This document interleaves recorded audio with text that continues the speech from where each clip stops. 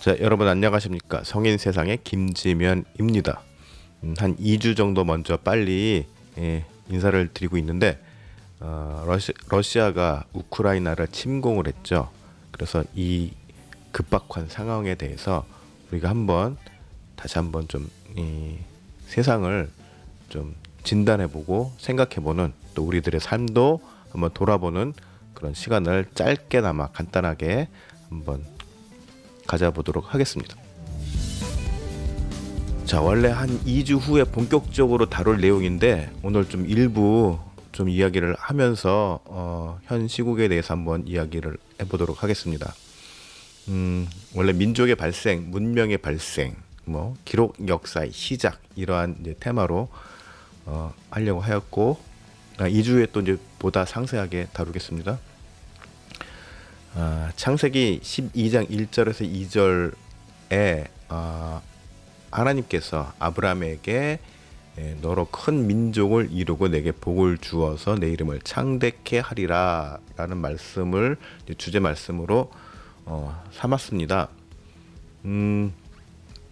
자, 창세기 12장에 보면은 이미 하나님께서 아브라함에게 복을 주겠다고 약속을 하시기 전에 이미 하나의 큰 문명이 형성되고 있었죠. 그 문명이 무슨 문명입니까? 예, 메소포타미아 문명이죠. 메소포타미아 문명. 예, 이 메소포타미아 문명이 우리가 보통 알기로 중국, 인도, 이집트와 더불어서 세계 4대 문명이라고 이야기를 하는데, 역사학자, 인류 문학자들은 좀 이제 중국에 대해서 좀 다르게 생각을 합니다. 그것은 2주에 다시 다루도록 하고, 자, 하여튼간 이렇게 4대 문명 안에 들어가는데, 인류가, 자, 학자들에 의하면 인류가 수렵 채집 활동을 하다가 이제 농경 사회로 접어들면서 이제 정착을 하게 된다고 하죠. 네, 정착을 하면서 사실은 좀 더 안전해지고 세상이 좀 더 발전하고 좀 더 사람들이 좀 평화로워야 되는데 사실은 그렇지 않았다라고 이야기를 하고 있습니다. 재밌는 부분은 이 농경 사회로 진입을 하는 데 있어서 인류 진화학자론과 또 지리학자들의 사이에 어떤 그 인류의 흐름을 바라보는 시각의 차이가 있다는 것입니다. 예, 그것도 자세한 거는 나중에 2주 후에 다루기로 하고, 아무튼 이 두 양쪽 진영의 주장을 좀 종합해 보았을 때, 자, 농경 사회로 진입하면서부터 인류는 보다 더 복잡해지면서 폭력성이 더 한층 더 강화되었다라고 이야기를 하고 있다는 것입니다. 재밌죠? 예, 특히 사피엔스의 저자 유발 하라리는 그 저서에서 농경 사회에서 사망 원인의 한 15% 정도가 인간의 폭력 탓임을 이야기하고 있습니다.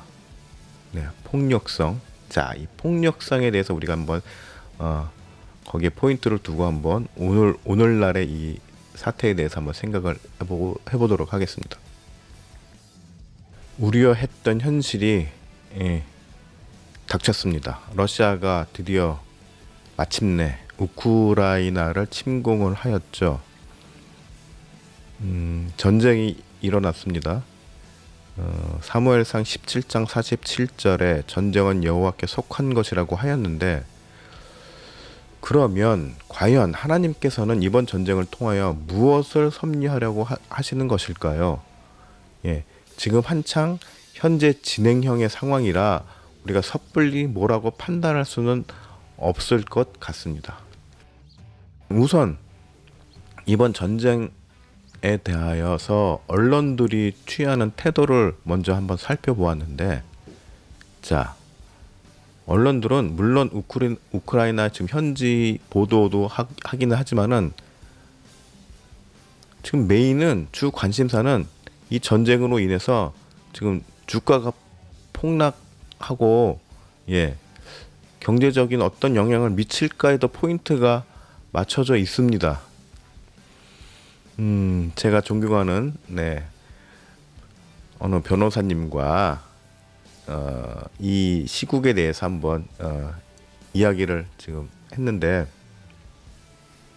공통적으로 느낀 점이 있었습니다. 그게 뭐냐면 이 세상이 전쟁이 터졌어요. 그러면 일단 사람의 포커스가 가야 되는데 전쟁이 나면은 사람이 죽고 다치지 않습니까? 그런데 많은 사람들이 자기가 투자한 주식 종목이 떨어질까 봐 걱정을 하고, 또 어느 사람은 지금이 투자할 적기다 라고 이야기를 하는 등 아주 이러한 상황이 펼쳐지는 거에 대해서 심히 마음이 불편했다라는 것입니다. 저도 그랬고요. 뉴스가 일단 그런 식으로 보도를 합니다. 물론 언론들이 이러한 행태를 보인 것이 어제 오늘 이야기는 아니죠. 과거에 미국이 이라크를 침공했을 때 CNN은 그거를 마치 무슨 영화의 한 장면 중계하듯이, 뭐 스포츠 장면 중계하듯이 막 폭격 장면을 중계를 하고, 또 전쟁의 명분이었던 금지 품목 같은 게 발견되지도 않았고 결국에는 그리고 그것으로 인해서 이거는 뭐 기름 전쟁이다 뭐 이런 얘기들이 있었고, 하여튼간 말이 많았죠. 그런데 지금 그런 비슷한 상황이 또 지금 벌어지고 있는 것입니다. 자, 이쯤에서 우리가 우크라이나에 대해서 한번 살펴볼 필요가 있는데, 우크라이나 옆에 벨라루스가 있죠. 그 다음에 그 아래는 크림반도가 있습니다. 그런데 이 땅들이 사실은 러시아 입장에서는 본향과도 같은 지역입니다. 그리고 옛 소련 연방에는 같은 연방으로 편입되어 있었고, 또 이 우크라이나 출신 그 소련 최고 지도자들도 배출이 되었었습니다. 그리고 과거 이 우크라이나에는 소련 시절에 그 핵무기들이 많이 배치되었고 저장되었던 지역이기도 합니다. 그런데 우크라이나가 독립을 하면서 자신들을 침략하지 않는 조건으로 러시아에게 이 핵무기를 다 넘겼습니다. 그리고 그것을 보증한 게 유럽이었어요. 바로 미국과 유럽이었어요.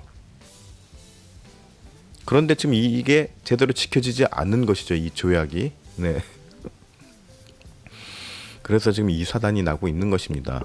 자, 중요한 거는 이 과거 소련 시절에는 동구권이 지금 동유럽까지 포함해서 다 소련의 영향권 안에 있었기 때문에 나름 그 서구 유럽과의 완충지대가 비교적 넓었어요. 널널했어요. 그런데 80년대 이후 공산권이 몰락되면서 동구 유럽이 다 민주화가 됐죠. 그러면서 남은 게 이제 우크라이나와 크림반도, 우크라이나, 벨라루스 이쪽이 이제 마지막 최후의 완충지대로 남은 거예요. 러시아 입장에서는.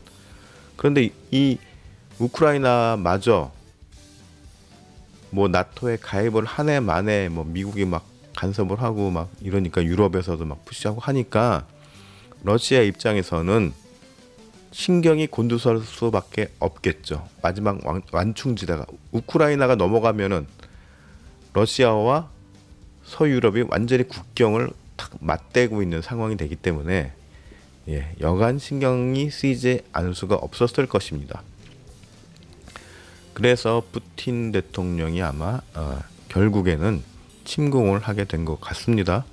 나름 명분이 있어요. 러시아는 러시아 입장대로 안에서. 그러면 미국은 또 유럽은 그럼 우크라이나를 보호해 줘야 되잖아요. 지난주까지 뉴스를 보니까 군인들도 파병하고 막 이러는 것 같은데, 침공을 막지를 못했습니다. 결국에는. 네. 그리고 지금 무차별적으로 지금 우크라이나가 두들겨 맞고 있는 것 같아요. 지금 전쟁이 지금 실시간으로 진행 상황이라 정보들이 지금 공개가 안 돼 있기 때문에 잘은 모르지만은 지금 많이 지금 하늘도 지금 뚫렸고 비행기들이 막 가서 폭격하고 또 뭐 미사일 공격 받고 지금 그러는 것 같습니다. 결국 유럽과 미국이 보증을 못 해준 거예요. 우크라이나의 안전에 대해서. 네. 결국 그러니까는 희생자는 결국은 또 일반 힘없는 우크라이나 국민들이고 또 우크라이나와 러시아 국경에 맞닿아 살고 있는 러시아 국민들이겠죠. 네. 총탄이 막 왔다 갔다 할 테니 포탄이 왔다 갔다 할 테니 또 피해를 보겠지요. 그리고 애꿎은 젊은이들만 또 전쟁에서 희생을 당하게 될 것입니다. 자, 현대사가 펼쳐진 이후에 모든 전쟁은 다 경제적인 이득이 없으면 일어나지 않는다고 합니다. 자, 그러면 이번 전쟁으로 인해서 이득을 볼 주인공들은 누구일까요? 참 이 시점에서 언론들은 계속 뭐 주식 얘기하고 경제 얘기하고 네. 혹자는 이번 전쟁으로 인해서 중국이 아마 큰 뭐 이득을 볼 것이다 뭐 이런 예상이나 하고 사람 생명은 안중에도 없어요. 전쟁이 터지면 크던 작던 최소한 몇천 명에서 몇만 명, 심하면 몇십만 명까지 희생자가 나올 텐데 거기에 대한 걱정과 우려 이런 것을 하는 언론을 지금 보질 못하고 있습니다. 설사 있다 하더라도 그냥 가볍게 넘어가요. 네. 자, 하나님께서는 이번 전쟁을 어떻게 섭리를 하고 계시는 것일까요? 혹자들은 또 얘기를 하겠죠. 왜 이런 전쟁 같은 걸 왜 하나님께서 막지를 못하느냐? 신이 정말 있다면은 왜 이런 일이 자꾸 반복이 되느냐? 자, 지난 설교 시간에도 제가 말씀을 드렸지만 인간사의 모든 이러한 긴장 관계는 인간들 스스로의 죄악성과 욕심으로 인한 결과죠. 네. 그렇기 때문에 그 후유증을 온전히 감내할 수밖에 없는 것입니다. 네. 그렇기 때문에 예수님도 계속 절규를 하는 것이죠. 너희들은 왜 그러냐? 정신 차려라. 하여튼간 자, 이런 상황에서 제가 아는 목사님, 최은수 목사님, 목사님이시자 또 교수님이십니다. 제 1년 선배이기도 한데, 영국 스코틀랜드 그레스고 대학교에서 교회사를 전공으로 PhD 학위를 받으셨고, 네. 그런데 이분이 지금 그쪽 우크라이나 지역, 동유럽 지역에서 그쪽을 자주 왔다 갔다 하면서 활동을 하고 계시는데 얼마 전에 제가 재밌는 자료를 하나 재밌다기보다는 아주 생생한 자료를 하나 받았는데 이 최은수 목사님이 교수님이 원래 키리쿤 목사님이라고 우크라이나 까추장카 지역에서 현재 목회를 하고 계시는 목사님과의 인터뷰 내용을 제가 받았습니다. 자, 그래서 이분이 딱 이 자료가 지금 러시아가 침공한 지 한 3일 전 며칠 날짜죠? 오늘이 며칠? 24일이죠. 22일자 인터뷰인데 교회 신앙사의 인터뷰 기사인데 3일 전이죠. 자, 전쟁 나기 3일 전의 상황에 대해서 인터뷰를 하고 있습니다. 그러면서 이분이 어떤 말씀을 하자면은 러시아의 침략 위기와 관련해서 저는 모든 일들이 전적으로 하나님의 통제 아래 있다고 확신합니다. 라고 이야기를 하고 있습니다. 또 모든 정치가들의 심령을 통제하고 계시다고 생각합니다. 물론 우리는 전쟁으로 말미암은 고통과 비난을 피하고 싶습니다. 하지만 만일 하나님이 우크라이나 사람들을 위해서 이 고난의 잔을 마시도록 역사하신다면 우리는 하나님의 역사하심에 절대로 순종할 것이고 하나님의 영광을 위하여 우리는 적극적으로 현실에 맞서며 최선을 다할 것입니다. 라는 답변을 하였습니다.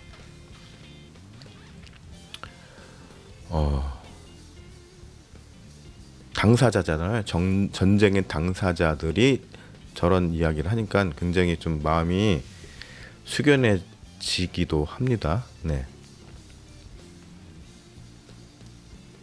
이분이 계시는 카추장가라는 지역은 체르노빌에서 차로 1시간 5분 정도 거리네요. 굉장히 가깝네요. 체르노빌에서. 체르노빌이 어떤 지역인지 여러분 아시죠? 과거 구소련의 그 뭐죠? 핵발전소가 있던 지역인데 이게 사고가 나서 방사능이 오염됐잖아요. 네. 그래서 지금도 거의 폐허가 된 지역이기도 합니다. 그래서 지금 이 올렉 목사님이 심우하시는 교회가 사진 보니까 굉장히 이쁜데, 예, 국경 지역에 있어요. 이 교회가. 그래서 지금 전쟁이 터졌잖아요. 이 교회가 지금 폭격을 맞지는 않았는지 심히 걱정이 되는 지금 상황인데, 이 지역 사람들, 특히 이 교회 성도님들은 이 전쟁에 대비해서 뭐 비상 식량도 준비하고 뭐 식수도 준비하고 막, 근데 피난은 안 가신 것 같습니다. 네. 그러면서 목회자와 온 성도들이 눈물로써 기도를 하고 있다고 합니다. 이렇게 우리가 이 국제 뉴스를 이런 식으로 접하니까는 좀 새롭지 않습니까? 예. 만약에 우리 일이라고 지금 이 샌디에고에 전쟁이 터졌다라고 생각을 해보십시오. 어떻겠습니까? 예. 자, 그랬을 때 우리가 주식 걱정이나 하고 경제 걱정이나 하는 것 자체도 굉장히 죄스러운 마음이 들지 않을까요? 네. 자, 우리가 최소한 기독교인이라면 하나님을 믿고 그리스도의 사랑을, 십자가 정신을 삶으로 표출해내는 사람들이라고 한다면 이렇게 전쟁이 터졌을 때 안타까운 마음으로 현지 사람들을 위해서 기도하고 그래야 되지 않을까라는 생각을 하게 되는 것입니다. 자, 여러분들 생각은 어떠신지요? 그리고 세상을 좀 더 하나님의 정의와 공평과 사랑의 시각으로 바라볼 줄 아는 그런 올바른 세상관도 좀 우리가 이번 기회를 통해서 다시금 정리해보는 그런 시간이 되었으면 합니다. 자, 그런 취지로 제가 이 성인 세상이라는 프로그램을 계속 진행하고 있는 것입니다. 앞으로도 계속해서 성인 세상을 통해서 성경에서 보는 시각과 또 인문사회학에서 보는 시각에 대해서 비교하고 그로 인해서 우리가 좀 더 올바른 신앙관을 정립하는데 보다 더 주력을 하도록 하겠습니다. 자, 오늘은 러시아의 우크라이나 침공에 대해서 우리가 가져야 할 마음가짐에 대해서 한번 긴급으로 생각해보는 시간을 가졌습니다. 감사합니다. 2주에 다시 뵙겠습니다.